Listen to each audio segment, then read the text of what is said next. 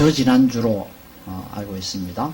저 지난주 그때 예수님을 처음 믿은 사람의 내면에 대해서 말씀을 드린 바가 있습니다. 그때 제가 말씀을 좀 드리기를 예수 믿은 지 얼마 되지 않는 사람은 육신에 속해 있다, 그렇게 말씀을 드린 바가 있습니다. 육신에 속해 있다. 자, 오늘 본문도 이런 차원에서 좀 보면 되겠습니다. 자, 오늘 본문은 예수님을 믿긴 했지만 말씀을 잘 모르는 사람의 경험, 느낌, 이런 것들을 설명해 주는 그런 내용을 담고 있다고 하겠습니다.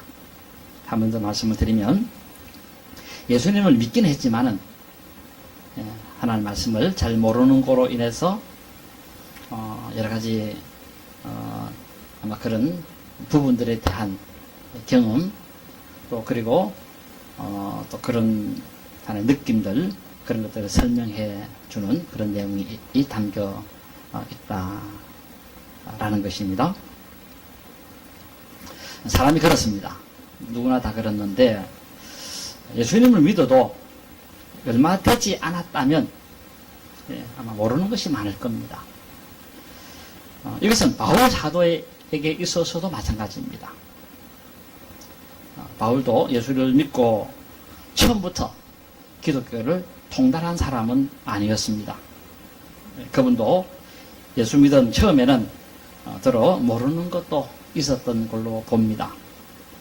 자, 그래서 오늘 본문은 처음 믿을 때 바울 사도도 율법에 대한 내용들을 잘 몰랐다 하면서 자신의 경험에 대한 과거를, 내력을 피력하고 있습니다. 소개를 하나 하는데, 그게 이제 9절 말씀이라고 하겠습니다. 9절. 자, 9절에 보면 바울은 그렇게 말합니다.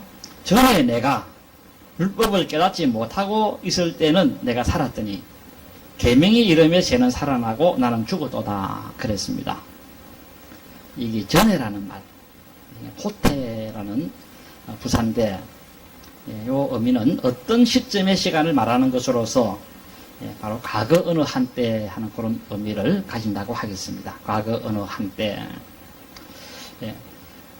그때가 언제인지는 잘 알지 못하지만 바울 사도가 아마 예수님을 믿고 얼마 되지 않았을 그런 때가 아닌가 생각이 들으십니다. 바로 그러한 때에 바울은 율법에 대해서 잘 모르고 있었던 때가 있었다고 자기의 경험을 하나 밝히고 있습니다. 이렇게 율법에 대해서 잘 모르고 있을 바로 그때에, 그때가 있었는데, 여기 깨닫지 못하다는 이 단어의 의미가 뭔가 하면 호리스라고 하는 전치사입니다. 전치사인데, 의미는 무엇을 가지지 않고 하는 그런 뜻입니다. 가지지 않다. 그러니까 바울은 율법을 가지지 않았을 때가 있었다는 것입니다. 이게 무슨 의미냐면, 오늘 우리 번역에는 깨닫지 못할 때가 있었다 했는데, 가지지 않고 있을 때가 있었다 했는데, 이것은 율법을 모르고 있을 때가 있었다는 것입니다. 율법을 모르고 있었을 때가 있었다. 즉, 율법의 의미를 깨닫지 못하고 있었을 때가 있었다는 것입니다. 자, 그런데 바로 그때에 자신은 살았다는 그런 생각을 했다는 것입니다. 율법을 잘 모르고 있고 율법의 의미를 깨닫지 못하고 있었을 그때는 내가 살았다 하는 그런 느낌을 받았다 하는 것을, 경험을 이야기하고 있습니다. 율법을, 그 내용을 다 모르고 있을 때는 여기 살았다는 이 말은 그리스도 안에서 생명과 삶을 확신했다는 그런 의미의 뜻이 되겠습니다. 그리스도 안에서 삶과 생명에 대한 확신을 가지고 있었다, 그렇게 밝히고 있습니다. 아마 바울이 예수 믿고 난 다음에 처음에 초창기 그런 느낌을 받았던 걸로 봅니다. 그러니까 오늘 이렇게 이제 그 사실의 경험을 알려주기도 한 것입니다. 왜 생명과 삶에 대한 확신을 가졌는가? 그것은 자신은 율법을 다 지킴으로 구원 얻는 것에 있어서는 자신감이 있었기 때문에 그러했던 걸로 봅니다. 한때 바울 사도는 율법의 의로는 흠이 없는 자라 하는 그런 자기 스스로 자평하는 것이 있을 만큼 율법을 철저하게 잘 지켰던 그런 사람이었습니다. 율법이 바울을 정죄할래 할 것이 없는 그런 정도로 완벽하게 삶을 살던 사람이었습니다. 자, 이로써 자신은 구원을 얻는데 아무 지장이 없다고 생각을 했습니다. 자신은 그리스도 안에서 생명과 평안을 확신했던 그런 사람이었다는 것입니다. 그러나 혁명의 이름에 그러나 계명의 이름에 죄는 살아나고 나는 죽었도다. 이런데 자기 경험을 이야기를 합니다. 계명이 오니까 죄는 살아나고 나는 죽었다. 이렇게 이제 알려주고 있습니다. 여기 살아나다 하는 이 말, 죄는 살아나다 하는 이 말인데, 살아나다 하는 이 말은 아나자오라는 단어인데, 그 의미는 휴면 상태에서부터 깨어나다 하는 그런 뜻입니다.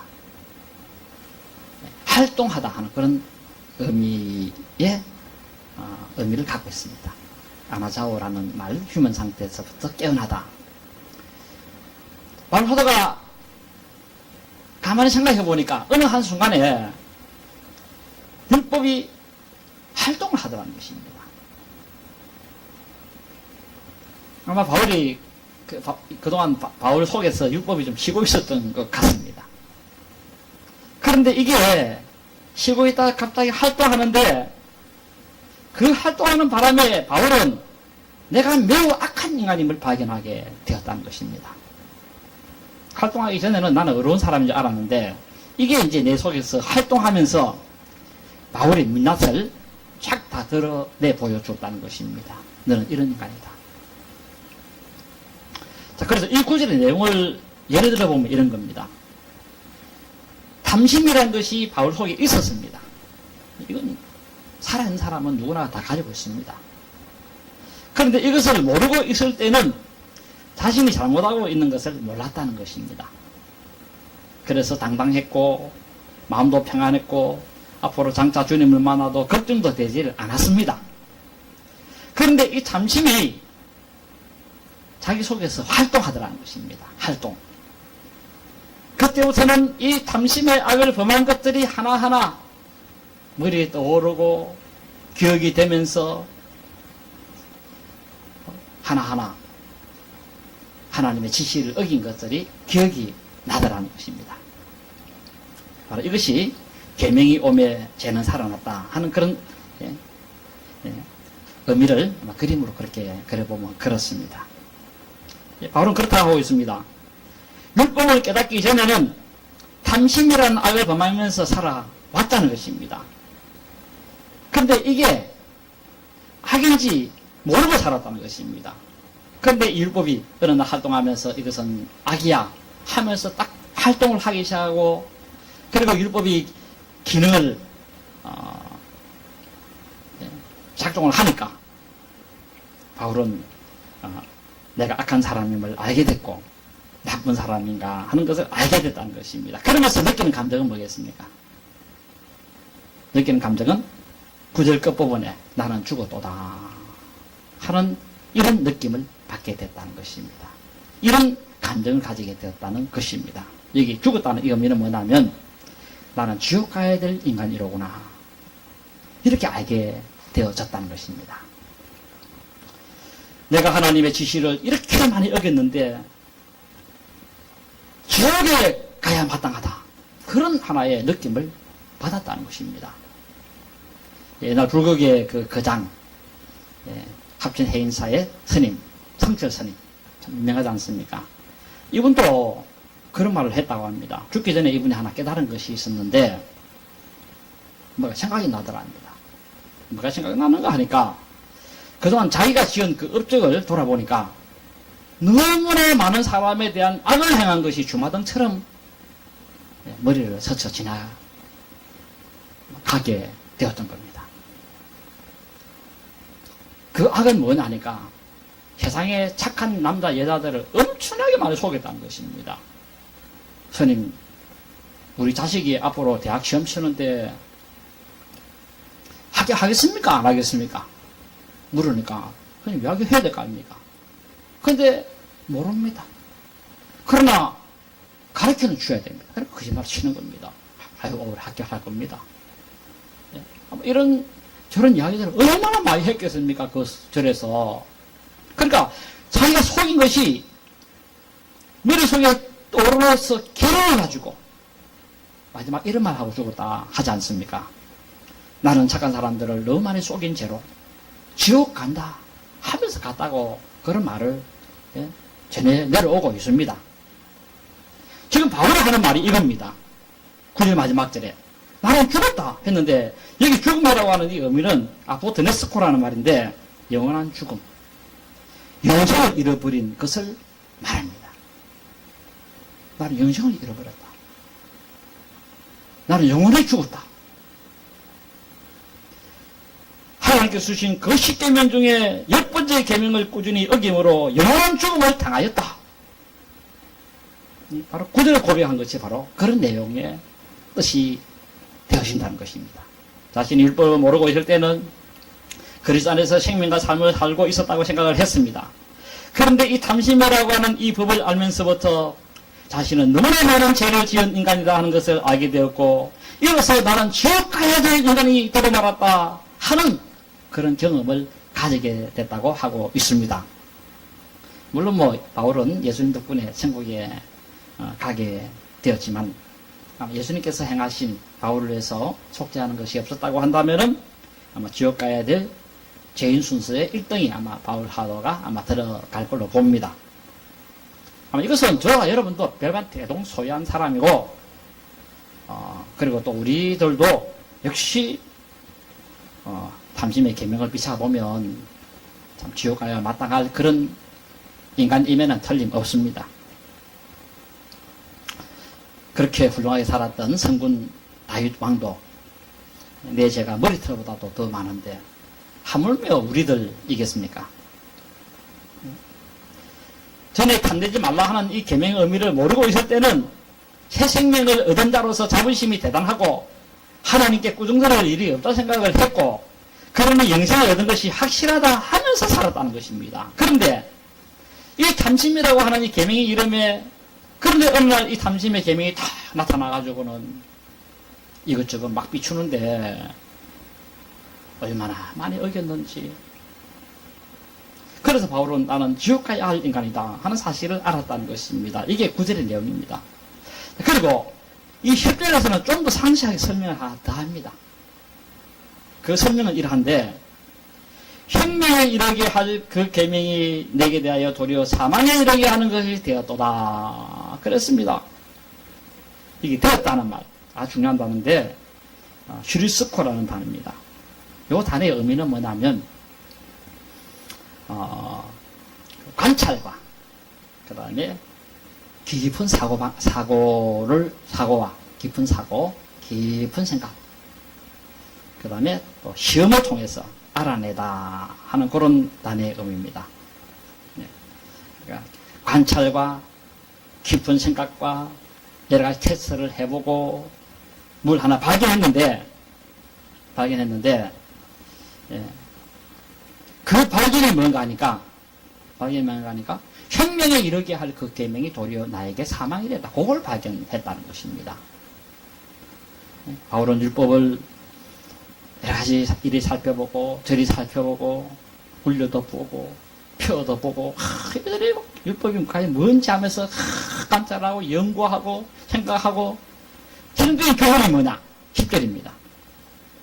하나님이 주신 그 법이 나를 살려는 것이 아니라 하나님이 주신 그 법이 나를 사망에 이르게 하더라는 그 결론에 도달하게 됐다는 것입니다. 조금 더 설명을 드리면 탐내지 말라는 그 계명이 바울에게 생명에 이르게 하는 것이 아니라 도리어 영적으로 자신을 지옥에 보내는 일을 하더라는 것입니다. 이걸 바울이 발견하고 이걸 알아낸 것입니다. 여러분들은 쉽게 알아냈지만 바울 사도는 정말 연구 깊이 했습니다. 싶은 생각을 끊임없이 하면서 하나님께 물어보는 사람, 이 율법을 주신 목적이 뭡니까? 왜 당신께서는 그렇게 모세를 통해서 이스라엘 백성을 주었습니까? 끊임없이 연구하고 살피고 한 끝에 이제 그런 결론에 도달했다는 것입니다. 바울은 그렇게 고백합니다. 하나님의 계명은 자신에게 생명을 주는 줄로 알았습니다. 하나님은 생명을 주게 하기 위해서 그 법을 준 줄로 알았습니다. 그런데 알고 보니까 생명을 잃게 만드는, 그래서 지옥에 던져버리는 그런 역할을 하더라는 것입니다. 하나님의 법이 바울에게 소리를 치더랍니다. 너는 이 계명들을 지키지 못함으로 너는 지옥 가야 한다 하고 소리치더라는 것입니다.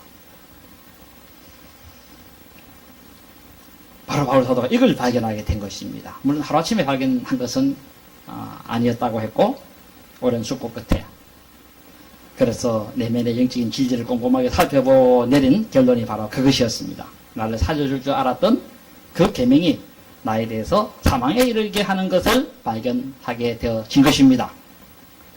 그러면 왜 바울에게 이런 현상이 일어나게 되었는가 하는 이유에 대해서는 11절에 설명을 좀 하고 있습니다. 왜 이런 현상이 일어나게 되었는가 할 때 이유는 11절에 죄가 기회를 타서 계명으로 말미암아 나를 속이고 그것으로 나를 죽이더라 라는 것입니다. 율법이 죽이는 것이 아니라 죄가 나를 죽이더라는 것입니다. 여기 죄가 기회를 타다 하는 요 구절의 의미는 뭔가 하면, 제가 지난주 좀 말씀을 조금 언급을 해드렸습니다. 가늠하지 말라.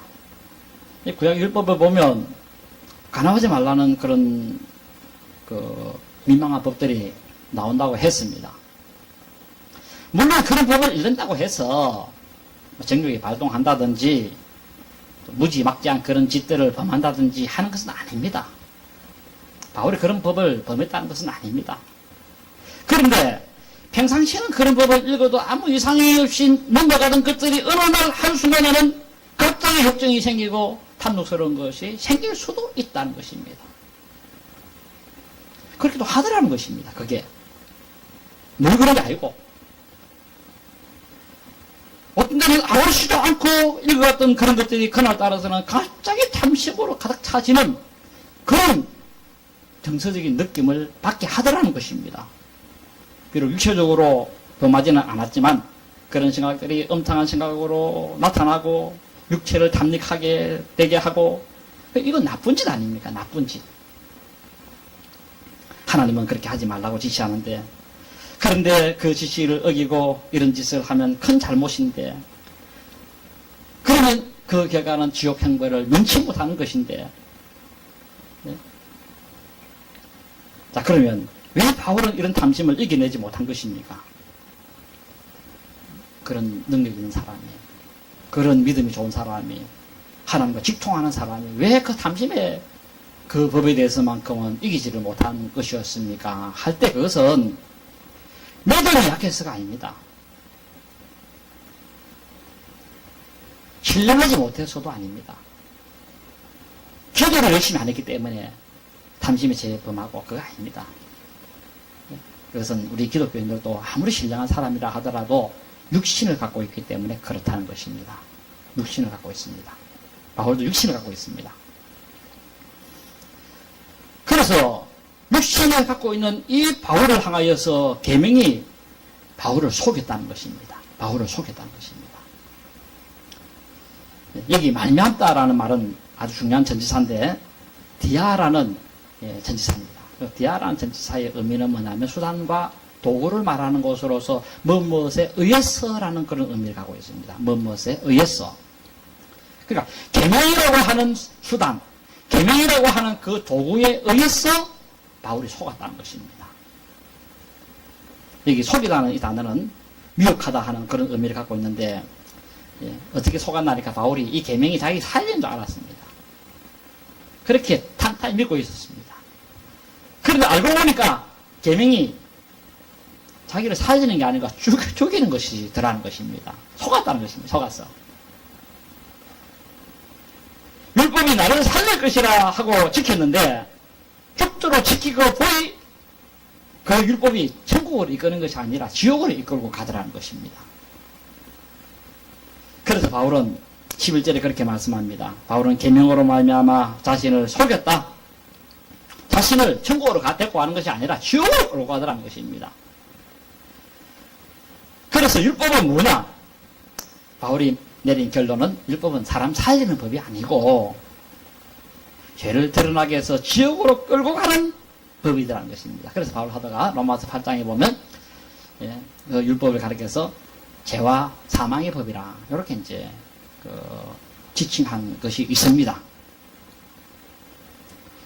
법은 그렇습니다. 법은 평상시는 아무런 제재나 제한을 주지 않습니다만 한번 법을 어긴 사람에게 있어서는 이 법이 아주 무섭게 다가옵니다. 법을 떱니다. 어긴 사람에 대해서만큼은. 죄를 안 지은 사람에 대해서는 그 법이 무섭지 않습니다. 그러나 죄를 범한 사람은 그 법 앞에서 다 똘똘로 되어 있습니다. 전부 다. 자, 그러나 이렇게 무서운 법이긴 합니다. 법이 얼마나 무섭습니까? 지옥으로 끌고 가니까. 그렇죠? 무섭는데 그렇다고 해서 이 율법이 악하거나 잘못되었거나 모순이 있거나 해롭거나 하는 그런 법은 아니라는 것입니다. 문제는 자기 속에 있는 죄가 문제지 율법이 문제가 아니라는 것입니다. 그럼 뭐냐? 12절에 답이 나옵니다. 12절에 보면 바울은 비록 율법이 그런 무서운 역할을 하고 지옥으로 끌고 가는 그런 역할을 하지만 12절에 율법은 거룩하고 계명도 거룩하고 의로우며 선하도다. 같이 한번 해보겠습니다. 율법은 거룩하고 계명도 거룩하고 의로우며 선하도다. 뭐가? 율법이. 이로운데 율법은 거룩하고 계명도 거룩하고 의로우며 선하도다. 이로보건대라는 이 전치사구 이 의미는 앞의 내용을 볼 때 하는 그런 뜻이 되겠습니다. 앞의 내용을 볼 때 율법은 사람을 지옥으로 끌고 가는 무서운 법이기는 하나 율법이 악하거나 잘못되었거나 모순이 있거나 혹은 해롭게 하거나 그런 것은 아니라는 것입니다. 도리어 율법은 거룩하고 의롭고 선하다라는 것입니다. 여기 거룩하다 했는데 거룩하다 한 말의 의미는 뭐냐면 마땅히 있어야 할 것이 빠져 있지 않다는 그런 의미의 뜻이 됩니다. 율법은 모자라지 않다라는 것입니다. 뭔가 모델에서 우리가 불이익을 당하고 있지는 않나 하는 생각을 하는 그런 경우들이 있을 수 있을 겁니다. 그런데 하나님은 율법은 완전합니다. 모든 것이 다 갖춰져 있습니다. 완전무결합니다. 미흡한 것이 하나도 없습니다. 모자란 것도 하나도 없습니다. 모든 것이 있어야 될 것은 모든 것이 다 있습니다. 율법 안에. 세상법은 두께는 두껍습니다. 얼마나 율법 전서가 크고 외워야 될 것이 많은지 이거 성경이라면 아무것도 아닙니다. 어마어마한 방대한 양을 갖고 있습니다. 그런데 이 세상법은 빠져가 있는 게 굉장히 많습니다. 세상법은 아주 허술하게 되어 있습니다. 그래서 법을 교묘하게 잘 아는 사람은 그 법망을 피해가지고 요리조리 다 빨리 나가버립니다. 그러나 여러분들 하나님의 법은 절대 빠져나갈 구멍이 없습니다. 딱 잘못하면 100% 걸리도록 되어 있습니다. 이게 바로 거룩하다 하는 의미의 뜻이라고 하겠습니다. 하나님 법은 굉장합니다. 우리가 볼 때는 하나님 법이 이게 고대법이고 뭐 별것 아닌 것처럼 생각하고 뭐 잘못해도 요리조리 빠져나갈 어떤 그런 것을 하면 빠져나갈 것 같지만은 절대 못 빠져나가도록 되어 있는 것이 하나님의 법입니다. 그 다음에 율법은 어렵다 그랬습니다. 어렵다는 말은 공정하고 공평하다는 그런 의미를 가집니다. 율법은 그렇습니다. 세상법은 그렇습니다. 세상법은 편파적입니다. 부자들에게는 유리한 것이 있고 또 그리고 술 먹는 사람한테는 유리한 그런 법이 있어요.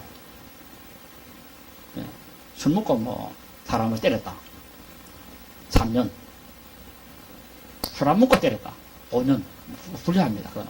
공평하지 않습니다. 가난한 자에게 유리한 법이 있습니다. 그래서 유전무죄, 무전유죄 뭐 이런 이제 말도 나오는데 이것은 공평하지 않다는 그런 항의의 소리라고 할 수 있습니다. 그러나 하나님 법은 유전무죄, 무전유죄가 없습니다. 남녀노소 빈부귀천 할 것 없이 아주 공평합니다. 사람을 죽인 자에 대해서는 돈만 닦고 사형 안 시키고 돈은 가난한 사람이라고 사형시키고 그런 게 없습니다. 하나님의 법은 젊은 사람에게 유리하고 늙은 사람에게 불리하고 그런 게 없습니다. 하나님의 법은 키가 큰 사람에게 유리하고 키가 작은 사람에게 불리하고 그런 게 없습니다.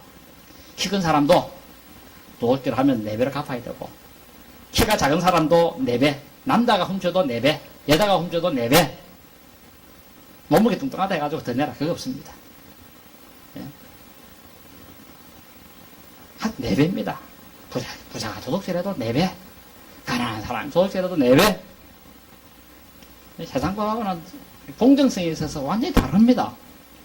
세상 사람들 보면 판사에 따라 다 달라버려요. 이 판사대 가면 5년, 저 판사대 가면 10년, 어느 판사대 가면 뭐 2년. 똑같은 죄의 내용인데 저거만 봐주고 뭐만 봐주고 하나님의 법은 술 먹었던 도둑질 했던 술을 먹었던 도둑질 하면 무조건 4배입니다. 딱 그대로 정확하게 딱 규정을 하나님께서 형량을 정해놨습니다. 그러니까 막 하나님 법은 시원하게 처리해 봅니다. 시원하게. 자, 그 다음 마지막으로 율법은 선하다 했습니다. 선하다. 선하다 하는 요 단어는 선하다를 할 수도 있지만 이 헬라어 아가도스라는 말인데 이 단어의 의미는 사회적으로 아주 중요하고 가치 있다는 그런 의미도 해석할 수 있습니다. 율법은 사회적으로 아주 가치가 있고 중요한 그런 역할을 합니다. 왜? 율법은 하나님께서 주신 법은 가정을 지켜주고 개인을 지켜주고 그 다음에 사회의 행복을 지켜주고 국가를 지켜주고 그렇게 합니다. 우리나라 법도 보면 국민의 목숨을 지켜주고 개인의 행복을 지켜주고 그렇게 합니다. 행복추구 권리권 하는 그런 법이도 있는데 근데 우리나라 이 법은 참 부족하다는 생각이 너무너무 많이 듭니다. 살아보면 살아볼수록 왜 이렇게 더 부족하냐 하는 그런 생각이 들었습니다. 생수처럼 시원해야 되는데 답답합니다. 악한 사람들은 법망을 피해가지고 요리조리 피해가고 그런 것을 보면 참 섭섭하다는 생각이 참 들기도 합니다. 예. 그 중에 하나가 요 권력도 생겨요. 무슨 법이냐니까 간통죄 이건 이제 없애버렸습니다. 대법원에서. 이 바람에 힘없는 남성들, 가난한 남성들, 병든 남성들 자기 부인 지켜내기가 어렵습니다. 이거 그 대법원들이 잘 알아야 됩니다. 이거 모르고 저것들이 강하다 보니까 저것들이 힘이 있다 보니까 저것들이 돈 많다 보니까 가난하고 어렵고 병들고 약한 남성들은 생각 안 합니다. 그 바람에 그 부인들이 세상에 넘어가면서 그 부잣집 그 남성들에게 얼마나 많은 농간을 당하고 있고 얼마나 많은 그런 지금 피폐가 지금 일어나고 있습니까? 이 땅에서 지금 가난하고 어려운 사람들 남편 지켜내기가 그 남편들은 부인 하나 지켜내기가 쉽지 않습니다. 그래서 뼈떡버려요. 지금은 잘못하면 눈 엉뚱한 데 뜨고 앉아 있다가는 법은 이런 맹점을 갖고 있습니다. 세상법. 사람 그래 왜 그랬나 하니까 자유의사가 중요하지 않느냐. 그러나 자유의사 하나 지켜주려고 하다가 그 집안 전체를 지옥으로 만들어버립니다. 자유의사가 중요하냐? 그 집안의 전체를 지켜주는 것이 더 중요하냐? 어떻게 더 중요합니까? 중요한 것을 먼저 상해법에 놓고 그렇게 그걸 달아야 되는데 그냥 인간 지 자유 지가 하는데 뭐 지 어른인데 뭐 지가 빈말아서 하겠나? 그러나 알아서 안 합니다. 인간은 알았습니까? 그걸 재판관들이 모른다는 것입니다. 하나님을 모르는 사람이 재판관되면 사회가 올라갑니다. 끝나는 일이가 완전히. 이런 법은 옳은 법은 아닙니다. 옳은 법 같은 것이 것이 있으면서 이 불법이 가득한 것이 지금 이 세상법인 것입니다. 예, 여러분, 그러나 율법은 국가 운영하는데, 사회를 지탱하는데 아주 공정하게 그렇게 잘 지탱해 나가게 되어집니다. 율법은 국가를 지켜주고, 사회를 지켜주고, 가정을 지키고, 개인을 지켜주고, 예, 율법에 한번 간음 한번 해보세요. 간통 한번 해보세요. 둘 다 죽여버립니다. 그거 쳐다보는 사람들 시원하다. 그러지 마라. 봐라. 그다음부터 그런 제약이, 예, 그런 제약이 뿌리 자체가 나지를 않습니다. 병든 사람 말고는.